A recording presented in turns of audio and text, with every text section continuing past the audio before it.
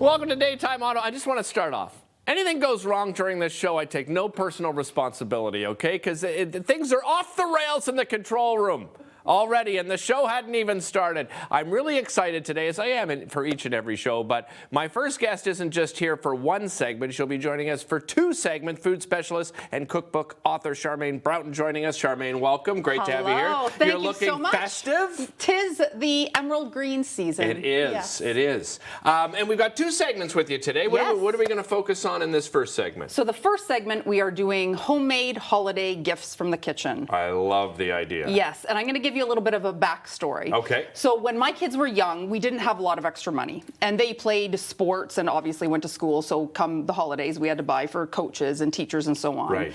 And I remember one Christmas, it was either like buy the teacher a gift or pay the hydro bill. Right. So I said, kids, come on, we're going to get in the kitchen, we're going to go into the pantry, we're going to grab out some staples, and we're going to recreate some recipes. Nice. I could actually get choked up because there's. Yeah, so anyhow. Don't make me cry, I okay? won't. So I'm a crier. It'll happen. These gifts were so well received by teachers and coaches, and wouldn't you know, 10 years later, I now even have a chapter in my book, Homemade Gifts from the Kitchen. I love that.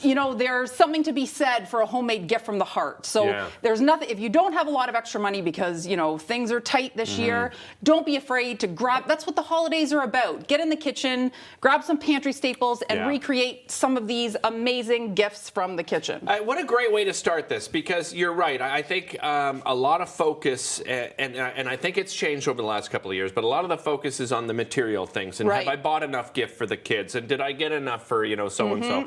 And, the whole idea of celebrating Christmas and the holidays and Hanukkah, Kwanzaa, whatever it is you celebrate, is to get together. Absolutely. And this is the way you can do it. Yeah, right? and you can get together with your kids or your husband or whoever and get in the kitchen, roll up your sleeves, get dirty, and we can start with some double-decker peanut butter fudge. Is that what these are?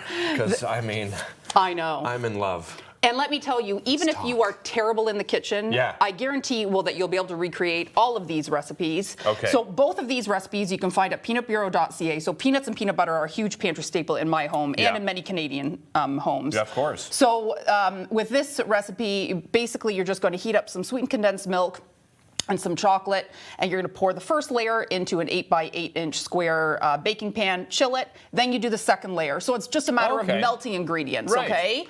That's easy. It's so easy, and it presents as if you're like a candy maker from the south of France. No kidding, It looks so good, and it tastes even better. I can't wait to try it. I won't try it right now because then I'll just be talking with my mouth full. And then what do you have here? Okay, so this is the peanut butter swirl bark, and what I like about this recipe is, so at peanutbureau.ca, they give one recipe for like the basic bark, but then they give 3 different options. So I did the dried cherry and orange option, just because this time of year you tend to have dried cherries and or dried cranberries and oranges because they're in season, right? Yeah, of course. But the flavor is absolutely phenomenal. I love this combo. The orange zest and the chocolate and the peanut butter. It is just a winning combo. Listen, I'm sold, man. And, yeah, I know. So you can put it in like a little box like that. I just picked that up at the dollar store in little candy bags, tie it up. And, even add it to a gift. Like, exactly. You don't have to just give that. For sure. But anyhow, so 2. Everyone's doing gift bags these days anyway because we're so lazy we don't wrap anything anymore. So you just throw some of this in a bag and throw it in your gift bag and add it to a gift. There you go. And who doesn't love something sweet added to their bottle of wine or whatever it may be. Agreed. Or a little hostess gift. Yeah, right? This is perfect. You're right. Yeah. You're right. All right, what are we making over here? So the next one, I have it pretty much done. If we can get to a boil, that'll be great. But if not, it's okay. So this is my homemade caramel rum sauce. Oh. Again, nothing but pantry staple items. It is so easy to do. It is. Because my granny used to make it. Oh, okay. Okay. And what was really funny about this sauce is that she loved doing the fruitcake. Right. All right? No kid liked the fruitcake. And I like the fruitcake. Don't get me wrong. I'm talking, when I was young, all the kids are like, oh, fruitcake. Yeah. It was like you brought something like from a horror movie onto the table. Like an edible brick. But then she poured this on the fruitcake. Ding, ding, ding, ding. Changed everything. Everything completely changed. Yeah, so what have you got in here? It's so easy. So I just have some brown sugar. Yeah. A little bit of butter. And some 35% cream, okay? So all items that you'll likely have this time of year anyhow. So we're gonna bring it up to a boil, which I already did. Once it comes up to a boil. It's starting there. I see some bubbles. Yeah. Once it comes up to a boil, you're going to remove it from the heat. I'm just going to leave it on the heat. Okay. We're going to add a little bit of vanilla extract. Yeah. Okay. I love that smell. And then some dark rum. Now, you could absolutely make this booze-free. Like, you don't have to put the rum in. I don't even know if my granny used the rum. Mm-hmm. Maybe that's why we acted strange every holiday season. No, I'm just kidding. She didn't use the rum. Don't email me anything. I'm kidding. All right, sorry. Go ahead. That's okay. Yeah, and then you can finish it with a little bit of rum. You could do whiskey. You could even do a little bit of almond liqueur, right? Okay, or just leave the alcohol out. Right. Then from here, it looks really like fluid, but once it chills, it thickens up. Yeah, it's like I don't know, like a not quite molasses, right? Homemade, like caramel. Homemade caramel rum sauce. Yeah, because that's what it's called. All right. Thank God we have you here. And then we I don't know what I'm talking about.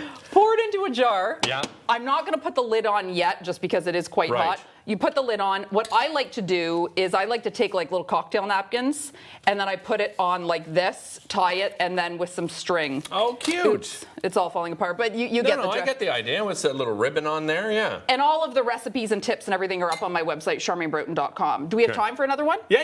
Perfect. We got time. Yeah, I've got a couple of minutes here.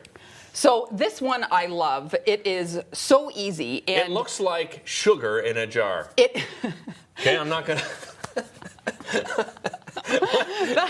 It is. Wow, you've really gone far with this one, Charmaine. But let me tell you, it is so delicious. No, okay, so. And I still do this to this day, even though my kids are off at university. Okay. So in like November, I'll fill a couple of jars of sugar. Okay, all right, I wasn't wrong. I get a vanilla bean, and I cut them in maybe 1-inch pieces. Okay. And then I stick each piece into the jar of vanilla. Right. And then I put the lid on, and then it's ready to go for gift giving. And then again, I do the same thing with the top. I top it with the cocktail napkin and tie it. And then what do you do? What do you use the vanilla sugar for? So what happens is within like a day or two, the sugar takes on the flavor of the vanilla. Yeah. So you can give it as a gift, and whoever you're giving it to can stir it into coffee or tea. Okay. Use it for baking. Right. So if you run out of vanilla, you can just use your vanilla sugar, because it's quite like, smell that. Oh my God. Isn't that incredible? Really From that little piece of vanilla. Holy. Here I was making fun of your jar of sugar, and it smells absolutely fantastic. It's vanilla infused sugar. It's beautiful. Isn't that so lovely?